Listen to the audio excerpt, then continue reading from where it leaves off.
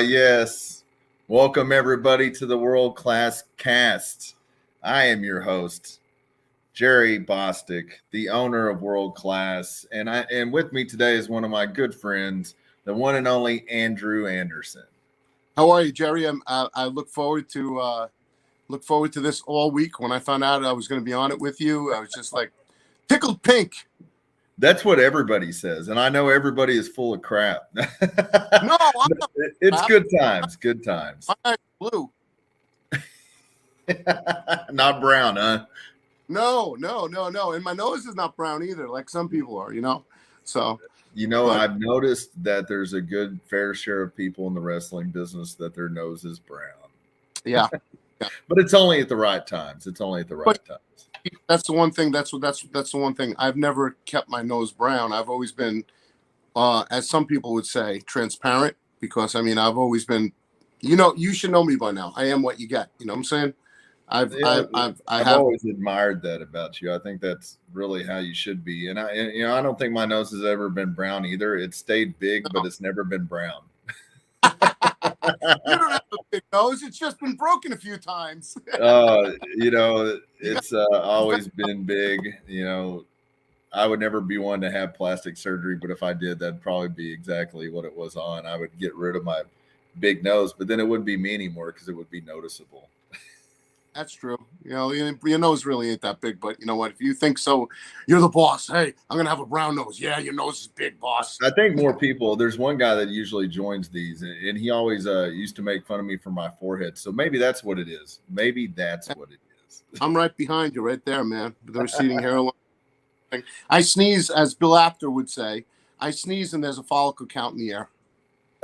That's great, man. I hope Bill's doing well. I haven't talked to him in a long time. He is. We share our birthday together, so we speak every October 22nd. Him and I, we exchange birthday hugs over the phone, and now it's on Zoom, and we call each other our birthday twins. So I've known Bill for about 25 years, and he's covered a lot of my stuff. I look at three guys that I really appreciate, that really photographed history of wrestling.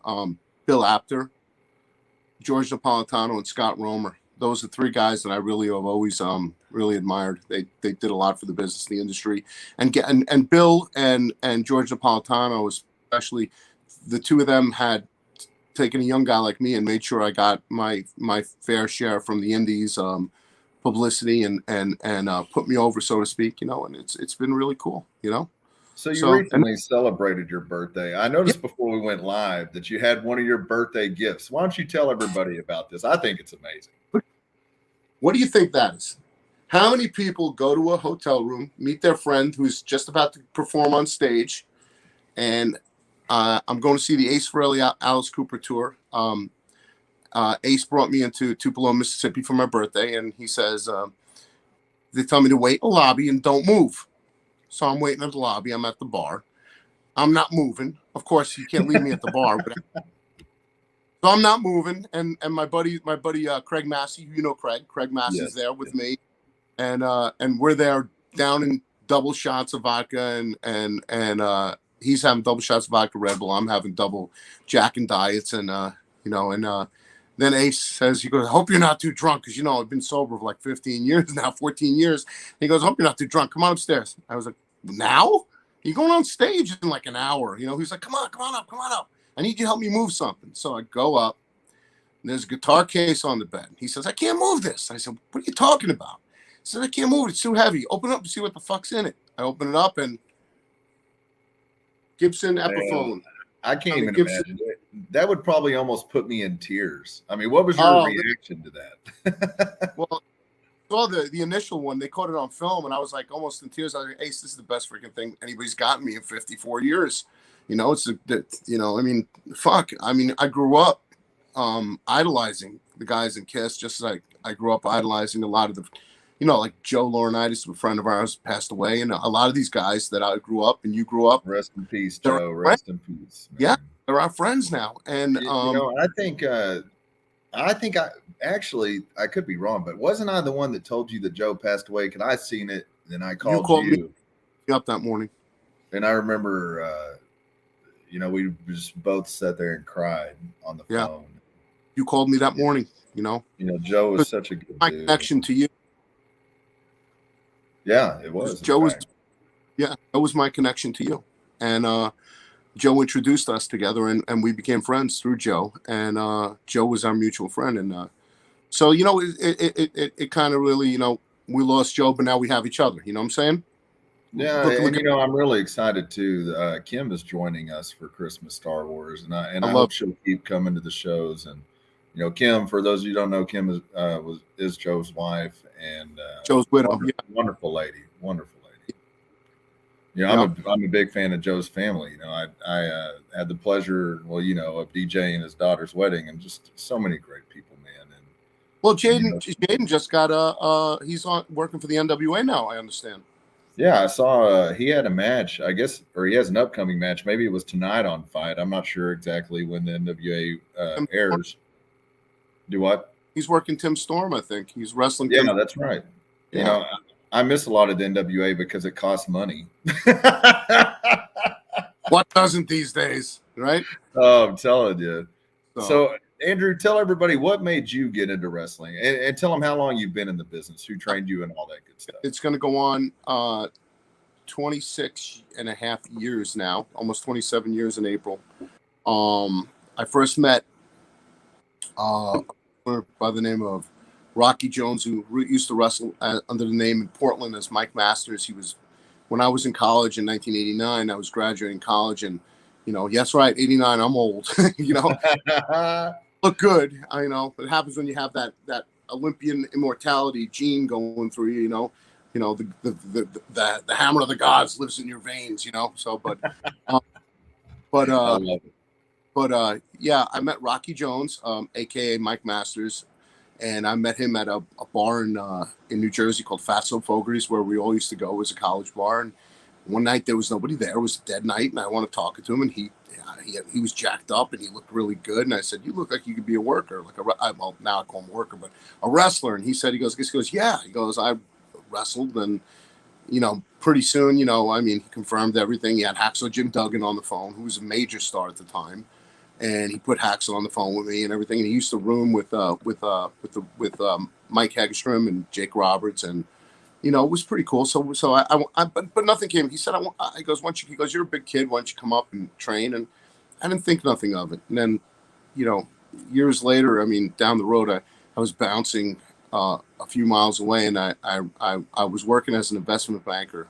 for Hibbert Brown in Manhattan, and then before that I worked for Payne Weber for a little bit, and in 91, 92 I met the Metal Maniac and Jimmy Snuka. That came into a bar, and I literally was throwing somebody out when they were walking in. I literally dropped the guy on his head, and I just walked over, and the owner got mad at me, and I told the guy to piss off, and I wound up hanging out with Jimmy and Jeff, drinking with them, and then Jimmy just did the whole thing. At the end of the night, he goes, "Brother, I want to talk to you." Exactly how he said it. "I want to talk." And he said, "You ever think of being a wrestler? You look big." And he goes, "You look like a wrestler." So one thing led to another, and Jimmy brought me up to Lake Hiawatha, New Jersey, and introduced me to Kodiak Bear and Gino Caruso, and two guys that wrestled as the Executioners after Kowalski and Stud gave up the mantle of the Executioners WWE. These guys were wrestled as the Executioners, Jerry Fazio and Terry Manton, and Jimmy gave me my first few bumps, and Maniac, they broke me into the business with Terry Manton and Gino, and then before you know it, I was on the.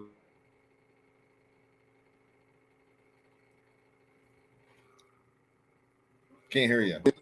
Can you There see we me? go. Yeah, You I got can see you and hear you now. all right. And then I can't see you though, but they brought me back in to on the road to some shows, and they brought me backstage, and there was a guy that didn't show up, and all of a sudden Jimmy said, "You're gonna have to wrestle me." There you are, I got you now. And he said, "You're gonna have to wrestle me," and I said, "Whoa." And Jimmy said, "Brother," he goes, "Relax." So he says, "Relax." He gave me a couple of Budweisers because that's what Jimmy drank. And I had a shot of something. And then all of a sudden I went out and I had a match with Jimmy. And Jimmy pretty much did everything. I remember him saying, just to do a sit-up when I come off the top rope. Well, he came off the second rope because he knew I was shitting myself the whole time. Match into pro wrestling where I basically came in, attacked Jimmy from behind, hit him a few times. He reversed me. I shot him out of the ropes. He reversed me. I hit the buckle, came out. He caught me with a scoop slam, slammed me, and gave me a standing, a drop to his knees, gave me a headbutt, and then went to the second rope and gave me a splash, and that was it. My first real match where I was actually trained properly was against Gino Caruso, and the second match was against the Barbarian, and I just remember. Wow, your second match was against the Barbarian. Yep, and the Barbarian and Jimmy and everybody telling me, don't, whatever you do, don't chop the Barbarian. He's going to tell you to chop him, but don't chop him. So me, I'm like, shit myself. Oh my God, I better not chop him. Barb shoots me in the corner, comes at me, tells me to duck the clothesline. He clotheslines, he hits the buckle hard, chest of the buckle, turns around, says, chop me. Now I'm looking at him like, and he goes, chop me. And I'm like, and he said, brother, chop me. So I turn around. I hit him like this, like that. Yes. So the whole time I got a turtle head coming out of my pants. You know, I think I marked my laundry at that moment. Well, Barb grabbed me by my ears, pulled me off my feet, threw me into the corner, and gave me about 7 or 8 overhands that I thought my chest was concave. And then he turned me and said, reverse me, chop me. And then I chopped him. And I realized I was getting ribbed because everybody was in the back was laughing at their asses off watching me through the curtain. So here was this green kid getting the shit beaten out of him. That was after, they ribbed me and they told me that I couldn't wrestle because I had to get a piss test before I went out to wrestle. So here I am thinking to myself, walking around with a cup of urine, wondering where the doc is to give it to him. No doc, there's no piss test, and I'm walking around. So I went through all the hazing. The hazing that I went through was mild compared to what I've done to people. You know, I mean, my ribs have been freaking legendary, but I went through some shit too, but it was cool. 27 years later, 26 and a half years later, it's just, I love it. I still love it, and I'm proud to be working with you in World Class Championship Wrestling and World Class Wrestling Revolution. I mean, it's a great time for wrestling fans because we have so many different types of wrestling, so many different brands out there, and so many different traditional wrestling companies that are coming back. That the owners like you and like Jeff Weaver for Championship Wrestling from Florida value the history, value the brand name, value the workers that represented the company, the wrestlers who bled, sweat, and broke their bodies for the fans from Texas to Florida. And I appreciate that. And I'm so proud to be working for these two great companies, Championship Wrestling from Florida and World Class Wrestling Revolution. I was so proud to be part of SWE Fury when it was booming. And it was an amazing thing. And I think that they really had the potential to basically, that company was pissing on everything that was out there. You had the greatest wrestler on the planet, Charlie Haas. Yes, Charlie, I will say that. You are the greatest wrestler on the planet. You are the greatest. The man is. And what a great mind. What a great wrestling mind. He's simply amazing. The guy knows his shit. He's got it down. I mean, you have Rodney Mack. You had Moonshine Mantell, Ryan Mantell, who's making his 4th AEW TV on Dark appearance tonight against Wardlow. So you had guys like that, and Rodney and Jazz running the back with Kevin Sullivan, and you had Teddy Long, and you had James Beard. It was just an amazing time to and a great company to be involved with. I hate to say, I don't know what happened, why it went down so quickly. It just fizzled. I think a lot of it had to do when the Blood Hunter left. He was banned from SWE, and I think a lot had to do with that. You know what I'm saying? I don't really, I think his brand of wrestling and everything was crucial to the point of our success, and Hannibal being involved with Hannibal TV was definitely extremely important. Sorry, something popped up my thing. Hannibal TV was extremely crucial in getting the launch pad off the ground, as it also is doing with World Class right now. So I think that is a crucial. Absolutely. Yeah, I think that I'm glad you brought it up, because I think SWE was a special promotion. What? It came along and really thrived during COVID. Where there wasn't a lot of companies running. I mean, it was very intelligent by Tom Lance to push during that time. Jason Jarrett, all the people that you mentioned. It was a special promotion, and it's like we said on here last week. Sometimes a company just grows too fast. Yeah. And what a lot of people don't understand is, on our level, it's really hard to handle whenever you go through that growth phase, because you don't have the luxury of having a full staff like a WWE or an AEW, and it takes everybody working together and wearing a lot of hats that you normally don't have to wear in a bigger company. And I would have repeatedly. I said, Tom, so how's everything going? He'd be like, we're almost there. We're right there. We're right there. And we were. It's no different than like the push we made a couple of years ago. You get caught between being an indie company and being a major company. You're somewhere in between, and you're trying to navigate the waters to get to where you want to go. And there's really no handbook on how to get there. No, there's a lot of situations that you go through that you don't know the necessarily right answer. So you just take a educated guess, and it helps having a talented cast around you. And but it's very taxing. I can say from my experience, it's very taxing on a promoter, because you're just one person. Yep. Well, you have already. You're two steps ahead of where you were when you were a few years back. You have Eric Embry, who's one of the greatest minds in professional wrestling, along with the genius himself, the maestro, as I call him, or as I call him, Papa Smurf, Kevin Sullivan. So you have Kevin, who's just, listen. I mean, I'm gonna say something that I was at the Cauliflower Alley, and Rey Mysterio got a Lifetime Achievement Award. Rob Van Dam got an award. The Road Warriors got inducted, and out of everybody there wasn't one person that did not give Kevin Sullivan accolades for jump-starting their career and having such a strong positive influence on the pro wrestling business, and putting everything together and being the man, the catalyst that made everything from John Arizzi, who was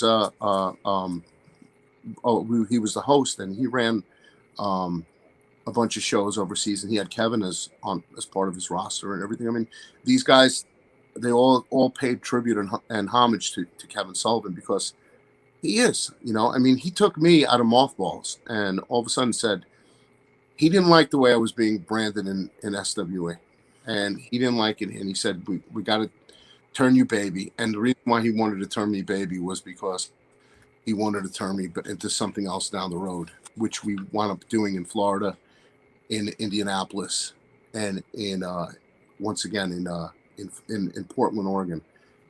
They rebranded me as the Purple Haze. So absolutely, and explain to people the whole Purple Haze thing, and well, Kevin, it's a really cool story. Yeah, Kevin was part of a really strong angle with Dusty Rhodes and Blackjack Mulligan and Wahoo McDaniel and the Grahams and in Florida in the early '80s, and as part of that feud, he turned to the dark side, and he brought back Maniac Mark Lewin, who was at the time a long-time babyface, and we would run from baby to heel over the years, and he was a legend in the business. And he brought him in and rebranded him as the Purple Haze to sort of rejuvenate his career. And he brought him out of the ocean, that whole Army of Darkness, the whole satanic angle and everything like that. And and Kevin said, he goes, "You're my new Haze." And I said, "What?" And he said, he goes, "You're the Purple Haze." So he started calling me Purple Haze. Everyone, "That's Purple Haze," introducing me to people. And people were like, "It's not Mark Lewin," and the people that were knowledgeable about pro wrestling were like. But then when we came out and did it, and he went out and said, he goes, Marky's robe. And I said, it's kind of really tattered and messy and everything. He's like, it's like 45 years old. Put it on. I looked at him, but I don't want to. He was like, put it on. I said, can't we wash it first? He's like, put it on. So I put it. Yeah, you don't know where it's been, especially in wrestling. You don't know where it's been. Clean. It didn't smell like mothballs. It smelled kind of mildewy. So I went and washed it. Kevin goes, why the hell did you wash it for? You're going to fuck it up. It's old. I said, it smelled. He goes, so what? So, and he was but anyway, so I kind of inherited it. And then he got Mark's permission, and I spoke to Mark and, through him. And Mark is married to the Princess of Singapore. So he's 83 years old. He's married to the Princess of Singapore. He still squats 300 some odd pounds every freaking week. He still smokes a couple of doobies here and there, and and drinks a lot of I think he drinks a lot of Crown Royal like his dad did, from what Kevin told me. He still drinks a couple of glasses of Crown Royal a day. And he said, I said to Kevin, Kevin, why does he still do that if he's 83? He's like, because he said Mark's exactly answer was if I stop, I'll die. And so Kevin said that Mark is just doing amazing where he is and everything like that. And we're still trying to get him out to film an angle where him and I both come out of the ocean together. So that would be classic. That would be really cool. And because if I recall, the Purple Haze was also part of World Class Championship Wrestling. Mark Lewin was managed by Skandor Akbar as the Purple Haze. Maniac Mark Lewin was the Purple Haze. They would say literally the Purple Haze, Maniac Mark Lewin. I could still remember Mark Lowrance, saying that.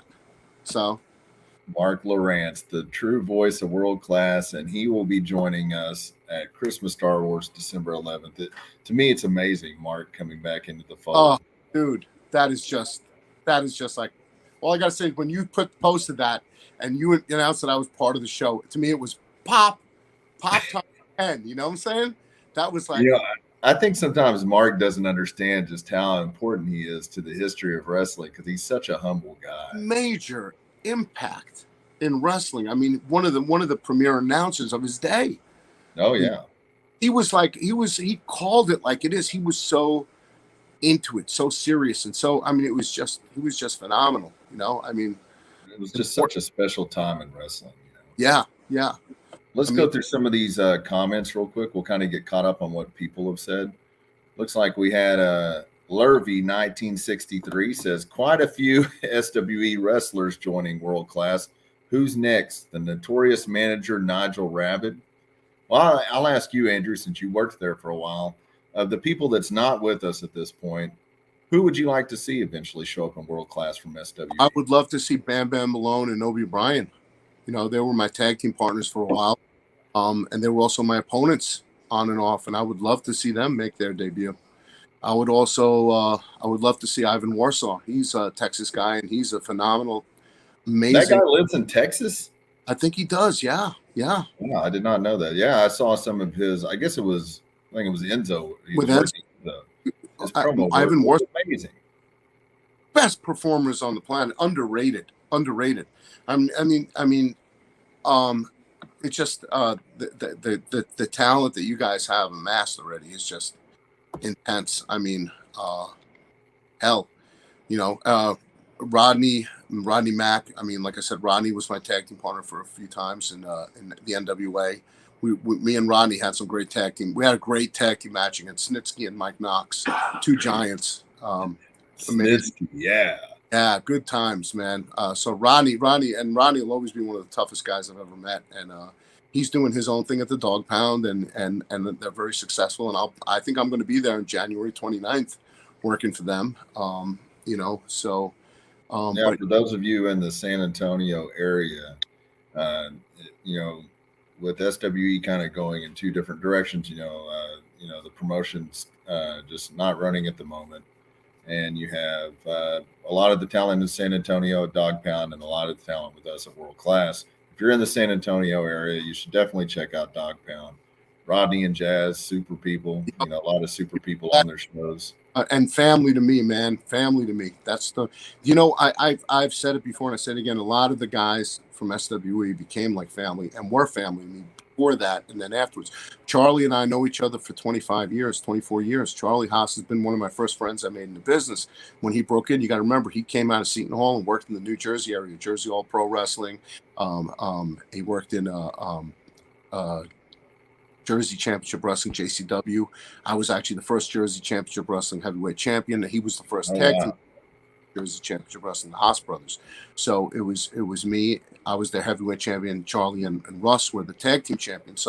So I had that connection. I'll always have the connection to him and Russ, because I remember Russ ribbing me across the table. We were texting each other across the table back. It was just funny stuff. I just remember, and then I just remember that December when I got the call that Russ passed away. I was going to visit the tree in Rockefeller Center. I think it was either late November, early December. I just remember getting that call. It might have even been after Christmas. Just remember that call. It was very devastating. So I'll always have that connection to Charlie Haas. Charlie's always been a good friend to me and a brother, and like I always said it, underrated. Probably the greatest wrestler pound for pound on the planet. Did you see that picture he posted? I guess it was probably a couple of days ago. He's looking in phenomenal shape. Yeah.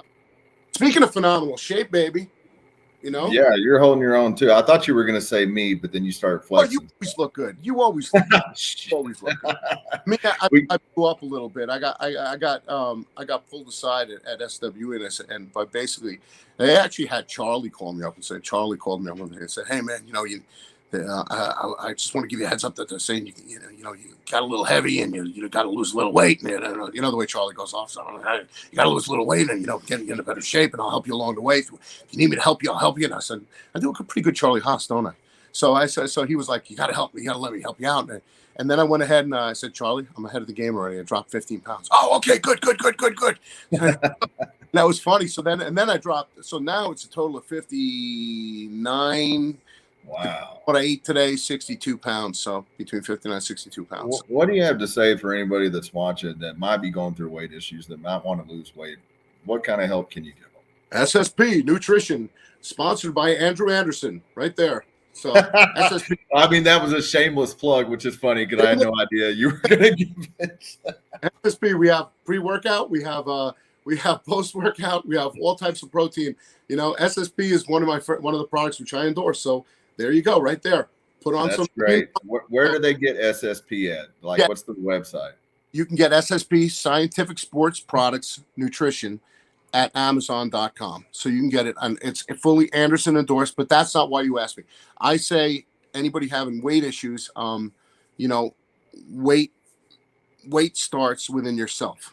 I mean, some people can, if it's hormonal or if it's something wrong like that. But for me, it was binging. I was eating at night. I was drinking a lot of freaking beer, especially during the COVID times, just sitting home drinking bottles and bottles of wine. Thank you, Niles Plunkett.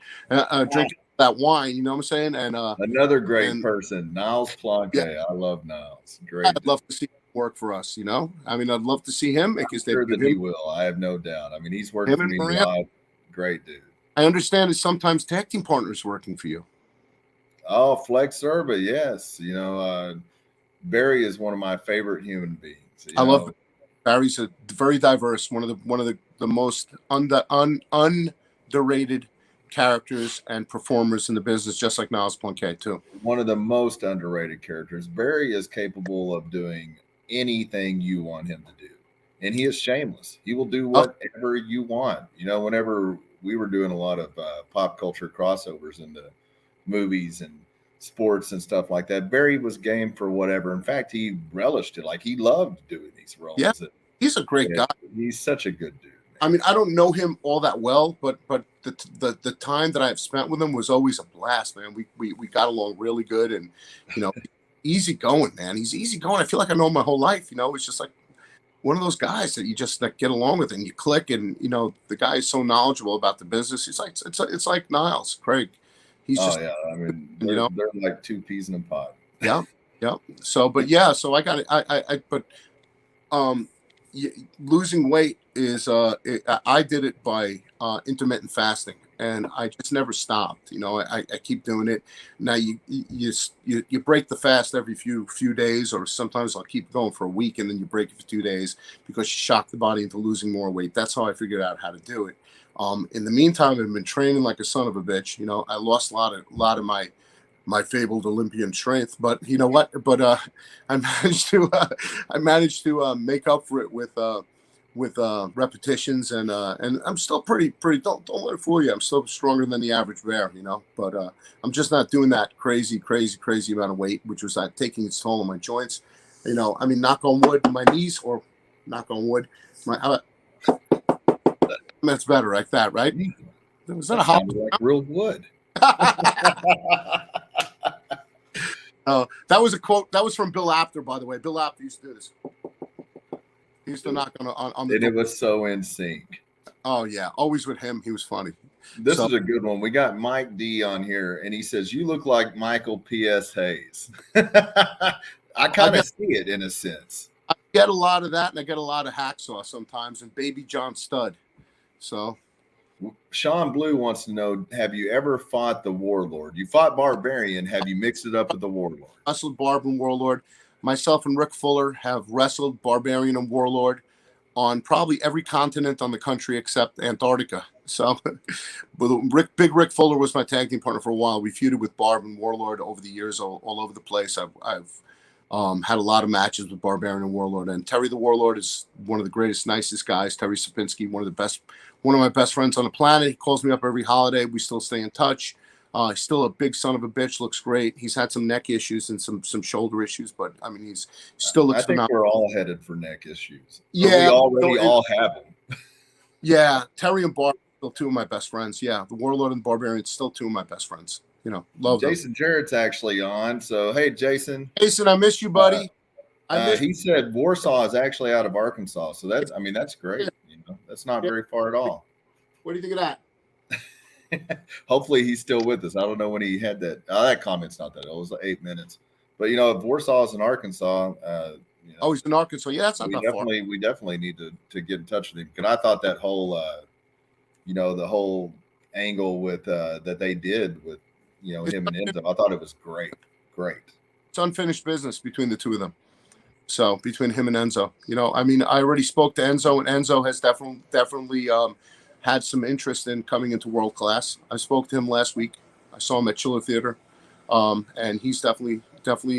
He told me and Kevin both that he is definitely very interested in working for you. So great, yeah. I talked to, I guess, Doug, the guy that represents him, and Doug Austin, yeah. Doug is a great dude. I like Doug. Very nice. Yeah, guy. Doug's a really good guy, good friend, and Doug actually has helped me a lot too. And he was also very inspirational and always there if I needed something. He's actually a strength and wellness coach, and he really tried to, and he does a lot of physical therapy for people, and he has actually helped me a lot with during my weight loss goals and stuff like that. So Doug is a great guy too, Doug Lawson. So plug there. But I also got Linda Sullivan would kill me if I didn't plug her book, Old School. That Kevin's mind and stories that Kevin has amassed and stories of pro wrestling over the years have filtered into Linda Sullivan's ear and out the other and onto paper in a book called Old School. How do you like that? How do you like the way I sell things? Huh? Where do you get Old School at, Andrew? Old School is, I'm going to read it to you. Old School, Ring Squared, is a fictionalized tale of professional wrestling's exclusive popularity during its early years. Its story parallels television expansion after World War II. It's basically about mob connections, fixed matches, and legends. And when you read it, the names have been changed to protect the people involved. But basically, you'll recognize everyone from Fritz to Vince to Paul Bosch to everybody in this book if you read it. So, do you get it on Amazon too? You can get it on Amazon. He's a big promoter of Amazon, everybody. He likes to kill small businesses. Yes. Yeah. No, you know what? It's just that the things I promote, a lot of them they're available on Amazon, and people want to know where to get it. I say, go to Amazon. It's just a lot easier for them to go out and get it, I mean, I can't knock you. I would be lying if I said I don't order stuff from Amazon. I think, it's unfortunate, but it's like, I mean, it's almost stupid financially if you don't sometimes. Yeah. That's just the truth. So you're going to love this. So you have a comic book and collectible store. Absolutely, And I do. I also have Double A Toys, which I do out of small conventions across the country when I'm making appearances, only in New Jersey because I don't want to lug my crap everywhere. And over the years I've amassed in the wrestling business, I've amassed a lot of toys and memorabilia and a lot of comic books and stuff and superhero and monster stuff that I've collected. Some stuff I've bought in doubles and triples because, at the time, when we had, what would you call it? Uh, disposable income. We used it on stupid things. So I had a lot. So my a lot of my stuff came. Yeah, I never buy anything important. It's Yeah, always something stupid. yeah. Well, you're gonna appreciate this. So I got this little creature from the Black Lagoon, Bendy, that I got at CVS for $1.25 after Halloween last year. I sold it for $45. The first Oh one, wow! $45 at Chiller Theater, and then all of a sudden, everybody was coming back saying, "I heard you got a creature from Black Lagoon." So I went back and I sold the second one for $75. So it just That's you quite were the markup. the store owner. So, but yeah, little things like that. A lot of people know me as a toy collector and Marvel Comics aficionado. I've been huge on that. But So, who's your favorite Marvel character? Captain America all the way. Really interesting. Yeah, I don't even know. I'm not a super big Marvel person. You're a DC. I'd probably say Superman. Yeah, Superman's great. Superman's cool. You I'm can't just go. kidding. I know Superman's not Marvel, people. Come on, I know that. No, I I know, would say but probably Spider-Man. I liked Spider-Man a lot everybody. growing up. And I used to love the '90s like X-Men cartoon. Love that cartoon. Oh yeah, that's some really cool stuff. So Lurby 1963 said, "So how about the female wrestlers that were in SWE? Who would you like to see out of that roster?" Miranda Gordy, definitely Miranda Gordy. Miranda Gordy is amazing. I mean, she's just a talented girl. Eva Lise was amazing too. Eva Lise was just amazing too. And we've had both of them, and I was actually just talking to Tom earlier today, and we were talking about Eva Lise, and to me, it's sad that she has a bad name amongst a lot of people because to me and Tom both, we couldn't say enough nice things about Eva Lise. Like, sweetheart. I thought Eva Lise was great every single time. I think she's worked for me 3 or 4 times. One of the times she wrestled Gail Kim for the first time, and it was amazing. Great match. I really love and I think should be part of the roster. And I'm Malaya Hosaka. She is right there with the best. I mean, she's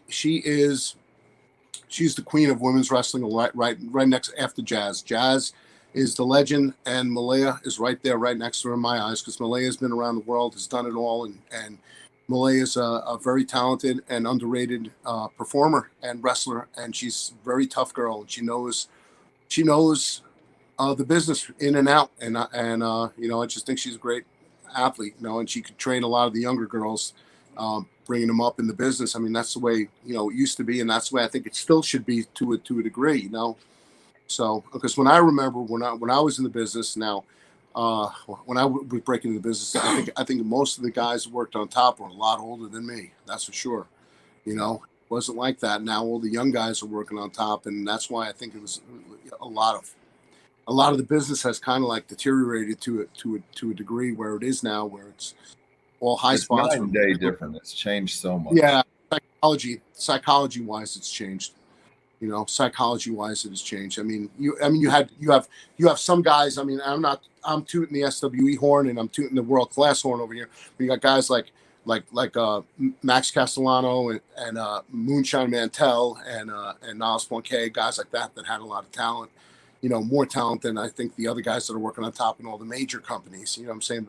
If you ask me, I mean, that's just a shameless plug for not because they're friends of mine, but because I see talent and a lot of potential, and that's God's honest truth, So, and of course, you got that big old mass monster, the Blood Hunter, who's going to be actually with me in my corner sometimes with Kevin Sullivan, part of the Army. Man, I tell you what, like in my opinion, Blood Hunter is one of the most intimidating wrestlers in the world today. Oh yeah, me and him went at it in the Battle Royal a little bit. You know what I'm saying? So for the Texas title before Gangrel. I'm not Gangrel. Now I didn't forget that, Dave Heath. You threw me out of that Battle Royal. Yeah, we might have to revisit that too down the line. I'm a Yeah. huge fan of Oh, Gangrel, always have been.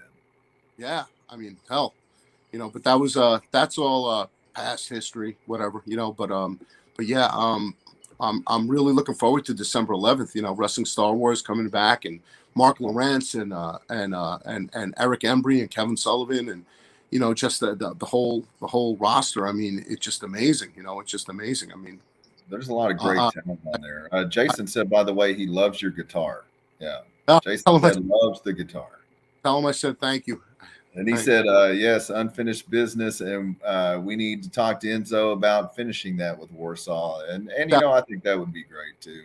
Definitely, because I mean, there was a lot of special things that went on there. You guys were so good at the shock factor. Things that like the crazy thing. Like with Charlie Haas and Rodney and the fan, Hannibal. Mm-hmm.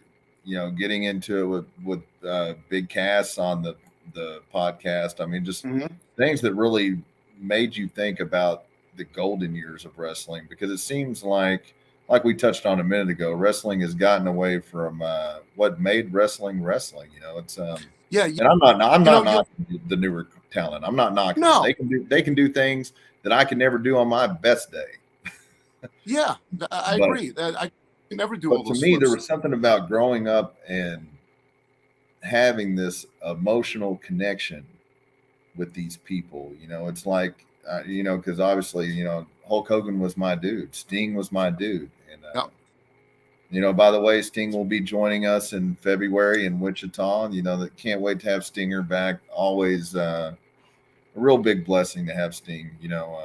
Guy, man, guy, very humble. Oh yeah, well, to me, I was just telling somebody the other day. I was like, Sting is the perfect example of how everybody in wrestling should act. Mm-hmm. Yeah, I mean, seriously, he is. and A complete gentleman. I mean, Sting and I, we got along really good. We did a couple of Legends of Wrestling shows a few years ago for Brian Knobs, and yeah. it's great being with him. And we shared a couple of cab rides from the airport, and we've talked in locker rooms before and stuff like that. He's a really good guy, really good guy. I mean, I never worked him, but I would love to someday. Since he's back in the ring. Great seeing Brian doing better. What was that story? You posted something about you were at a convention with him or something, and you ribbed him so good. Tell everybody that story. I thought that was hilarious. Well, it goes back to the picture. The picture called the Batcave, as Joe Laurinaitis called it.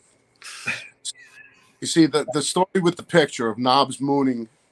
Knobs mooned his moon Sags, and Sags took a picture of it, and they sent it to Bret Hart for Bret Hart's birthday with a happy birthday, Bret. Of course, Bret being a Hart, he sent it to Neidhart, who sent it to Harry Smith, who sent it to Beefcake, who sent it to Steamboat, who sent it to this one and that one.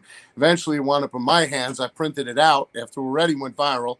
I printed about 5 copies of it out, and I put one under each stack of Knobs' pictures, under the first picture at the convention that we were signing at. So whoever took the first picture, or Knobs took the first picture to sign it for them, there would be a big, bright, brown, hairy asshole sticking up, looking at everybody. So, with the words Knobs' asshole written underneath it. And Knobs, the lady picks it up, and she picks up the picture, says, I want this one. She goes, oh, wait, I want this one. Knobs looks up and goes, what? She goes, I want that one. He looks over at me and goes, Drew, you better put that away. I can't believe what the fuck. And then he looks over at the lady and he goes, Vince's limo's car keys fell out of that. So did the remote from the Holiday Inn. Without missing a beat, he worked the gimmick. It was one of the funniest, but it went down as one of the funniest ribs I've ever done. I mean, fuck. We've done. At one time, one of our drivers was driving, and Sags turns around. The guy stops to take a piss, and Sags wipes his ass with a towel, and then rubs it all over the driver's steering wheel. The driver comes in and looks at me and goes, I'm having I really don't feel well. He goes, gives me the keys, goes, can you just drive? And I look over at the guy and I'm like, And Sags is in the back laughing. The guy goes, he goes, I got something. I can't drive. And I'm like, he's giving me the keys, and Sags and Knobs are rolling the back. And I'm like, because he had no idea that there was ass all over the wheel, And I'm like, I'm not touching that thing. But I got tons of stories of those guys, man. I'm so not surprised. The shit hung out with them. we have done to each other. Me and they're truly the nasty boys. Oh, they are. They're foul, but they're so great at it that you can't be mad at them, So me, Lisa Marie, Chavo, we watched WrestleMania, whatever WrestleMania was in New Orleans with them, because we were all there for WrestleCon or whatever. And afterwards, Chavo's like, "Oh yeah, they want to come hang out with us," and I'm like, "Oh, that's great."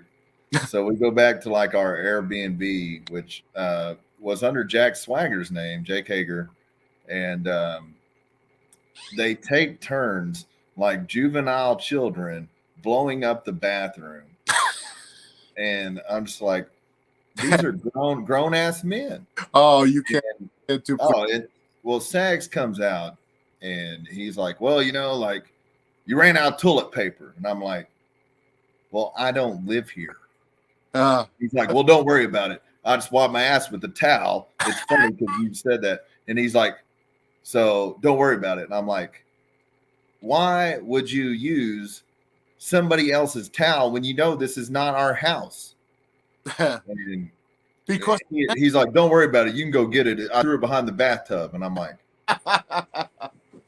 oh, that's a typical nasty story. And, so the next day, since it was in Jake's name, we get up and we're about to leave and stuff. And Chavo's like, what are you doing? And I'm like, I guess I'm going to go in the bathroom and get that towel and throw it away so Jake doesn't get in any trouble over this. So I go in there and I dig behind the bathtub and I grab this nasty towel that has shit all over it. And I go throw it in the trash can outside. And it was funny because we were doing a show a couple weeks later, and JR was on it, and Raphael Morphy, which is the AEW touring director, but he's JR's assistant as well. Mm-hmm. He comes up and he hands me Legends of Wrestling T-shirt, and he's like, "Hey, Brian Knobs wanted me to give you a gift," and I'm expecting like another shitty towel or something. And he hands me the Legends of Wrestling shirt, and he said, "Sorry for how they acted." I was like, "Oh, thanks." I haven't had the pleasure of hanging out with them since, but you brought up that story, and I'm like, they really are the nasty boys. Like some people live the gimmick, Ric Flair lives the gimmick. So do the nasty boys. Boys do. Knobs is toned down a lot, but I'm sure it's only because he stopped drinking. He stopped drinking. I've been with him. He sobered up a while ago. He's doing great now, and thank God. But when he lost weight a few years back, he sobered up, not drinking. But he was still nasty Knobs. Either way, he was just a little more articulate than you expect. I remember that weekend too. We were sitting there, and I was talking to Mean Gene because Mean Gene was really, he really helped me out a lot and really invested in me personally. And I was like, he's like, let me know where you guys are going later. So originally we were supposed to be going to a piano bar. And I was like, yeah, we're going to go watch WrestleMania at this piano bar, yada, yada, yada. And he's like, the nasty boys at a piano bar. And I was like, yeah. He's like, damn, we really are getting old. He goes, it used to be the nasty boys at Metallica, but now it's the nasty boys at the piano bar. And he just thought it was so hilarious. Yeah. Stuff has changed, but hasn't changed, Now they'll just tear up the piano, So it's funny now, wrestling. People, there's a lot of crap that comes along with wrestling, but so many wonderful moments, so many great stories. Who do you think who's your best friends in the business? My best friends in the biz, well, the Nasty Boys, two of them, Knobs and Sags, and obviously Kevin. I love Kevin Sullivan. I'm close with Hacksaw still. I saw Hacksaw. Man, how's he doing? Have you talked to Hacksaw? Haven't talked to him. I saw him the week before he went in for his prostate surgery. We did Hazard Con together. We did Hazard Fest together in Tennessee, in Greenville, Tennessee. And I haven't seen him since. I messaged him a few times, and I guess he's doing all right. It's just it's a tough thing. it's one of those things. Another one of my best friends though is Crowbar, Chris Ford. He's another great guy. I'm friends with for years. He was also my physical therapist 12 years ago, 13 years ago when I tore my ACL. So he really was responsible for getting me back, in the swing of things, And I mean, look, I lost a lot of my best friends. You know what I'm saying? Joe Laurinaitis, Jimmy Snuka, Nikolai Volkov. God, the list goes on. I mean, it's really been tough. I'm really close with Alpha Jr. He wrestled as Samoan Storm, Manu in WWE for a while, part of Legacy with Cody Rhodes and Ted DiBiase Jr. and so I'm really tight with Alpha. As a matter of fact, I'm going to be wrestling Alpha on Friday night in Franklin, New Jersey. What company is that? Where can they watch it anywhere? Well, I don't know if it's being aired live, but it's at East Coast Pro Wrestling Friday, November 12th at the Franklin Elementary School Gym, 50 Washington Avenue in Franklin. I'll be wrestling Alpha Jr. I think Ricky Reyes is also on the card. Another talented worker. Ricky Reyes. Underground. Yeah, fantastic worker. And then I'll be on the following night, on the 13th, I will be in, let's see, where am I going to be on the 13th? I'm going to be working for New Evolution Wrestling at the Queensboro Elks Lodge that ECW made famous years ago at the Queensboro Elks Lodge. And I'm wrestling a good friend of yours and mine, Mr. Sam Houston. Sam Houston, yes. Me and Dancing Sam are going to dance all around the building. So, man, I remember Sam just randomly showed up at one of our shows, and it was really funny because he's like, yeah, like Sam Houston. I'm like, really? Like, you just randomly show up? And he did it. He's such a nice dude. Such a good dude. We just happened to be around his hometown, and just such a nice dude. It was really sad to watch that Dark Side of the Ring about him, Jake, and Robin and his family. That was a really upsetting episode. I think, though, if there's anything to be learned from that, don't judge people because you don't know their stories and you don't know what they've been through. And especially during Jake's rough parts of his life, I think so many people were quick to judge him. Beyond the Mat, Beyond the Mat definitely didn't do him any favors. I remember watching that thinking it was just trash. Yeah. Who capitalizes on somebody's life like that? I think that movie hurt the business. Absolutely. So. I hope they made a lot of money off of it and it's worth what they did to everybody that was involved in it. Yeah, I think it really hurt the business a lot. It especially hurt the reputation of the business to a degree. The people that were in it hurt the reputation bad. What they did to Jake was just unfathomable to me. I don't know why you would think that's okay. Yeah, that was not right. I didn't care for that movie. So I do enjoy most of the Dark Side of the Rings. Wasn't a super fan of the Plane Ride from Hell just because of the repercussions that were. Yeah, it became part of the me movement. The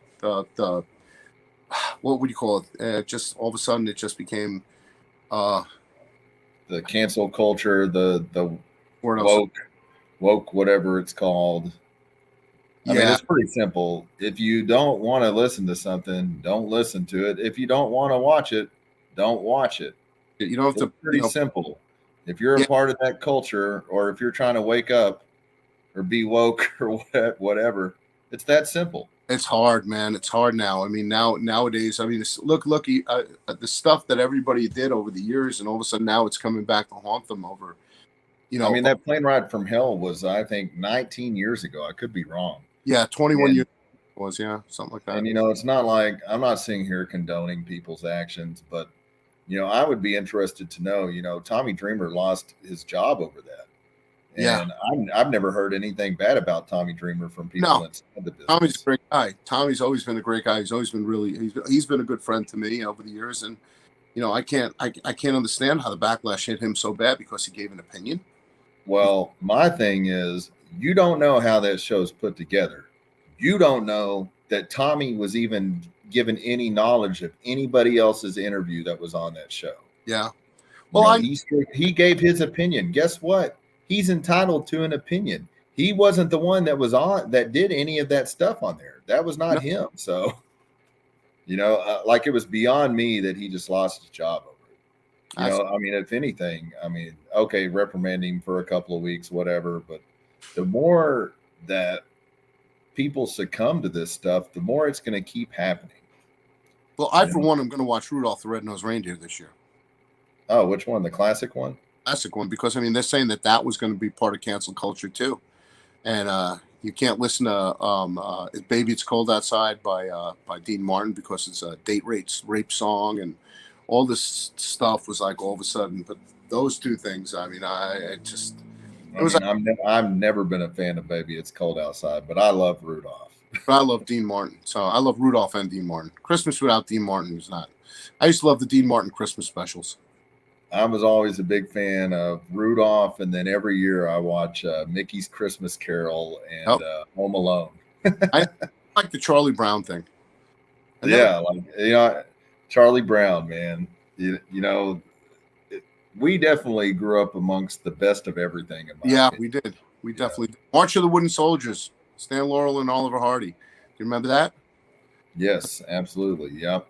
I used to be on every Christmas. You know what I used to remember up here in New York? I don't know if you guys had it in the Southwest, but we always used to have a Thanksgiving time. They always used to have King Kong, Son of Kong, and Mighty Joe Young on. Every King Kong and Mighty Joe Young. King Kong, Son of Kong, and Mighty Joe Young. Every Thanksgiving morning. It would be like it was right after Thanksgiving Day parade went off the air. That was on. You watched that. That was when I was a kid. That was like big. And March of the Wooden Soldiers. And then it was always had some kind of holiday traditions on these local channels. I mean, it was pretty cool growing up. It was a good time to be growing up when I just remember all that stuff. I mean, look, we loved Looney Tunes. Now they're saying years later, Looney Tunes is too violent. You can't watch it. Pepe Le Pew is canceled. Yep. Yeah. Well, that's. My favorite thing about the Pepe Le Pew situation was I read somebody's post and they were like, y'all mad at Pepe Le Pew for chasing the same girl for 40 years. Y'all can't chase the same girl for 40 seconds. And I was like, you can't. I mean, to me, it's crazy, man. And it hurts the younger generation now. That's what's sad. It's sad for all the kids in the world that they're going through what we're living in now. And they can't live as free as what we did. You can't even like our kids. I wouldn't let them run around the neighborhood, period. No, you can't. You can't let anybody go out anymore. You don't know what's going to happen. I mean, we used to leave our doors locked. You can't do that anymore. What's wild is the neighborhood that I live in now. It's one of the few neighborhoods where you can still do that. But overall, like in my old house, I would never let my kid go outside by himself, period. I had to sell my father's house because of that. I got rid of my father's house that I still owned because the neighborhood went to crap in Jersey. It was just horrible. I mean, sad how things progress. Sometimes things are not always changing for the better. You know what I'm saying? So there's old saying, things change for the better. Not all the time. Not everything. And it seems like in a lot of ways we've regressed lately. But world class is changing for the better. I'm really looking forward to our future. I think 2022 is going to be the best work that we've ever done. Absolutely. Before we get off here too, we didn't even touch on your acting career. Oh. Why don't you tell everybody a little bit about your acting background? Because I think it's amazing. I think it's very cool you were in The Wrestler. Just as cool you were in Gotham. Tell everybody about that, because to me, that's just as interesting as the wrestling stuff. I got a call to Gotham. My agent, my manager called me up. They said, my manager, Pat Horgan, said, he goes, we got a bucket list for you. And as a matter of fact, funny thing you should mention Gotham, because he said, we got a bucket list for you. We have Gotham and Daredevil. They were both running on Daredevil was on Netflix. Did you tell them that Gotham is not Marvel, so you couldn't do it? Yeah, no, I wouldn't say that because I'm still enjoying that royalty check. So, so I went and I did Gotham, and I got on Gotham, and then all of a sudden he said, we have another bucket list to do. He goes, you're going to audition. So I auditioned for the role of Ox for Daredevil, and I got it. And then all of a sudden Netflix canceled because Disney streaming took over, and Marvel canceled Daredevil, even though it was a successful run. But now, from what I understand, they're bringing it back, and my manager is in tight with the producers of it, and I have a chance to come back as Ox, but with a new version of Daredevil, and back on that show. So, and if not Ox, another character, because Daredevil has a ripe rogues gallery of villains, and I happen to fit into a lot of villainous characters. Would you think this face is a villain? Never, not once in my life. No, not me. I'm not that guy. Am I? Purple Haze. You know, your work in Gotham was amazing too. Like you looked the part. You know, you did great in it. Jerry, let me put it this way. People who say that acting is a lot easier bump than wrestling, bullshit. I bumped 52 times in that scene before they got it right. I bumped 52 times with a leather jacket on, knee pads, and I was taking back bumps on concrete in a garage, getting shot by Selena every time. After Catwoman whipped out my shotgun and Selena shot me, they wound up using the two scenes where I got shot and hit the back of a 57 Chevy and slide down and die, but never died because my character was brought back. But that that scene where I shot and slid off the back of the 57 Chevy was the one that was used after 47 times. I took 47 bumps on the concrete. So, I mean, that took a lot out of me, man. I remember going home. I think I slept for 3 days. I couldn't walk. It was like you would have thought I had a 24-hour Broadway match. 24-hour Broadway match. That's how bad I felt. I mean, so what about the wrestler and working with Mickey Rourke?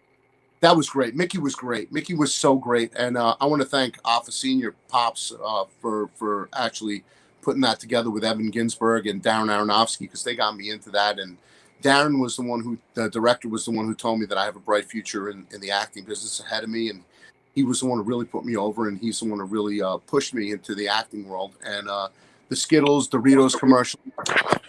You guys are still at it, are you? There he is.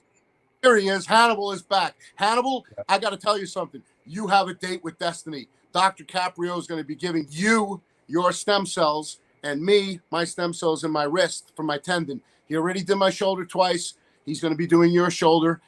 Hannibal is coming to New Jersey from Canada. Beware, because the Purple Haze is going to be meeting with Hannibal.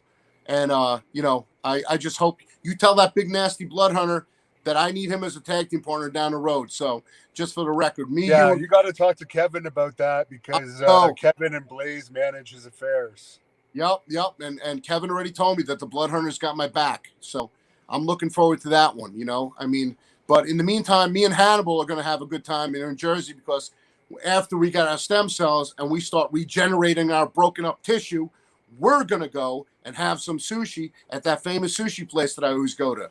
So Hannibal has a date with the Reinforcer over there, having a good time, man, back in Jersey. So, and I'm looking forward to making sure that you're the most important thing is that you get yourself put back together, and that you take it easy there, big boy, killing yourself in the gym. I know what it's like. I got yelled at for working my shoulder after the stem cells. That's why I had to go for a second round, because you're not supposed to do anything physical for a while after you get them, and you have to let them settle in and take place.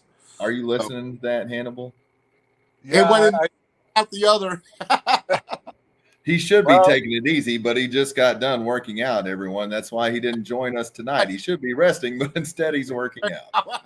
I had to fit it in because I'm hitting the road tomorrow and I'm not going to have time. So I am. Does anybody know if the Dungeon right the corner? Do what? What happened?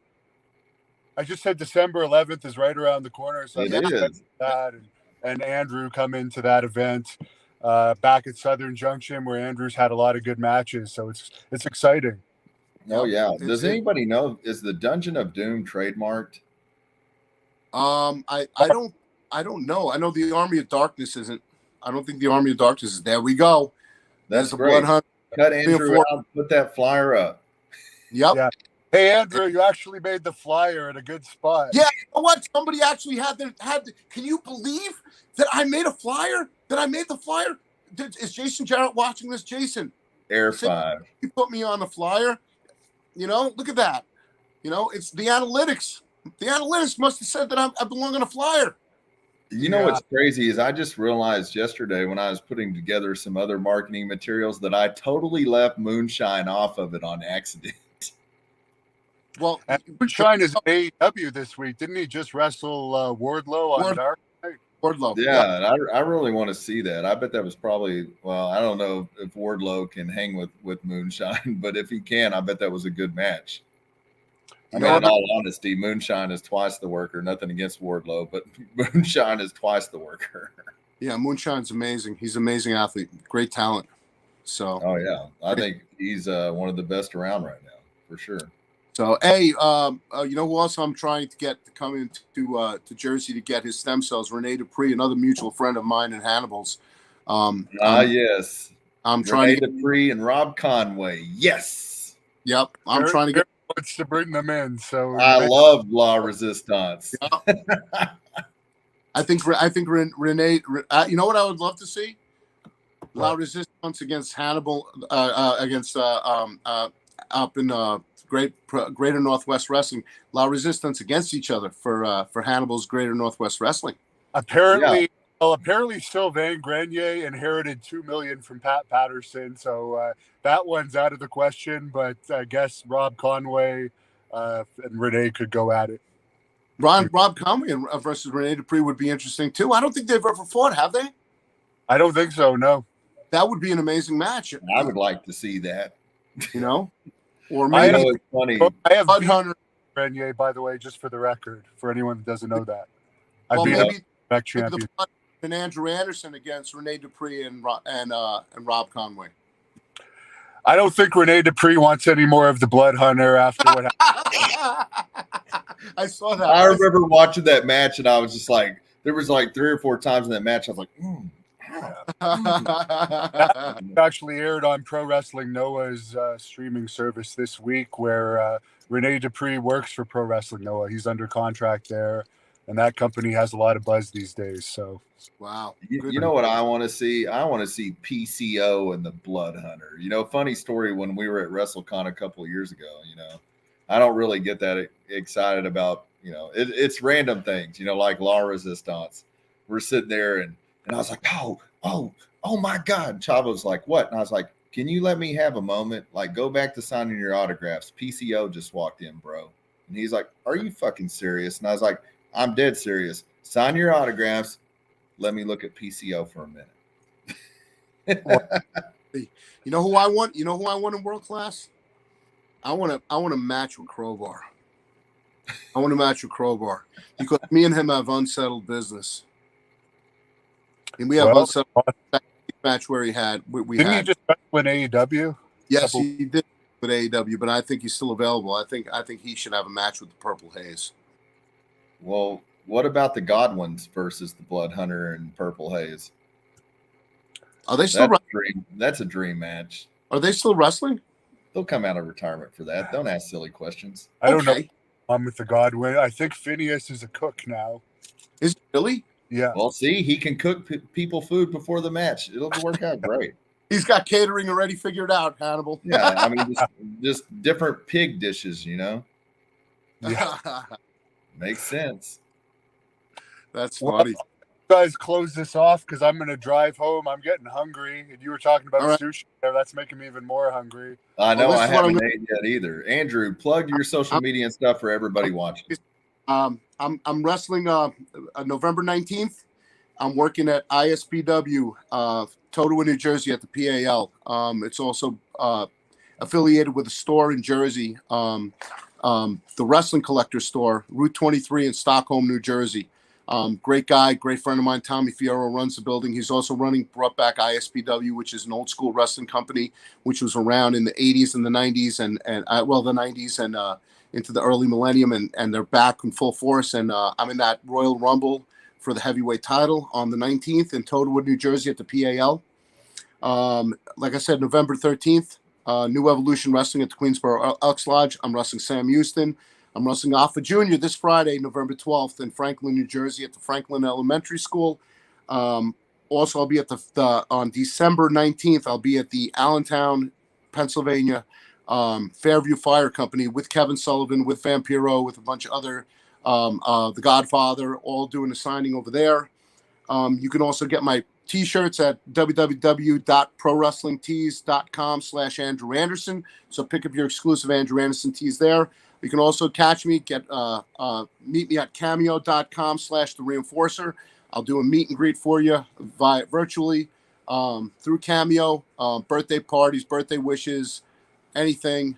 I'll do anything. I'll even marry if I can, do it virtually. Say, if you take this to be your wedded bride, whatever you want to be. I can't say man or woman because I'll get canceled. So I'm not going to say, do you take that person to be your your lovely wedded bride or groom, whatever. But I would do whatever I can on Cameo. You name it, you want it. Just preferably not funerals. I don't do funerals well. I don't want to start crying, and when I start crying, then the eyes get a little red. And is that a beer or is that a Coke? That is a Dr. Pepper. That's a Dr. Pepper. That's the man right there. I prefer Diet Dr. Pepper, but I'm a Dr. Pepper The fan. greatest 23 flavor concoction known to man. Once again, SSP Nutrition. Go to SSP Nutrition. Look for it on Amazon.com. Old school. Linda Teller Sullivan. Old school on Amazon.com. Amazon. Real stories, but the names have been changed to protect the innocent. The identities of those involved. And let's see what else. November 26th, 27th, 28th, the Reinforcer Andrew Anderson and the Taskmaster Kevin Sullivan will be appearing at WrestleCade. And I think that's pretty much it. I think we pretty much go. Friday, December 13th. It's Friday, December 3rd. Rochelle Park, Knights of Columbus. Andrew Anderson will be appearing for East Coast Pro Wrestling. So, and you can catch me on my social media on Instagram at Andrew the Reinforcer.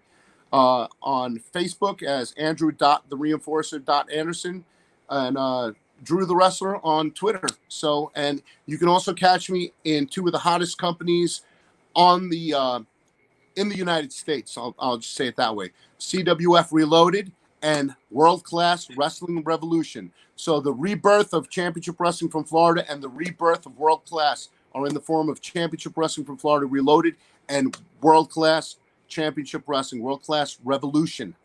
So World Class Wrestling Revolution. And Jerry Bostic, let's go out there and give everybody a run for their money. Let's kick ass, take some names. We got some great talent. I'm so happy to have my friend Charlie Haas back on board. Love Rodney Mack. Love the cast of characters that you have. I'm proud to be joining this team. Hannibal, thank you so much for all you've done for me. Can't wait to work with the Blood Devil. Can't wait to work with the Blood Hunter and the Devil. And looking forward to working for you. And as Ace Frehley said, rock soldiers.